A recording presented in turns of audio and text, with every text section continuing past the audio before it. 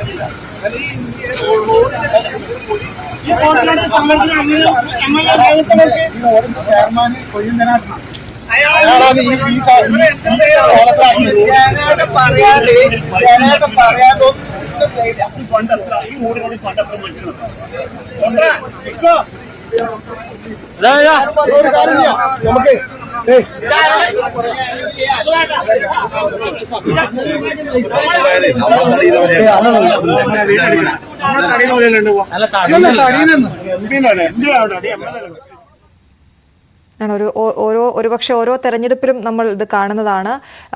MP ആയ ശേഷം പിന്നീട് വോട്ട് അഭ്യർത്ഥിച്ച് അങ്ങോട്ടേക്ക് ചെല്ലുമ്പോഴുള്ള ആളുകളുടെ ഇത്തരത്തിലുള്ള പ്രതികരണങ്ങളിൽ ഇത്തവണത്തെ തെരഞ്ഞെടുപ്പിലെ ആദ്യത്തെ പ്രതികരണമായി മാത്രം ഇതിനെ നമുക്ക് കണ്ടാൽ മതി. ഈ വന്യമൃഗ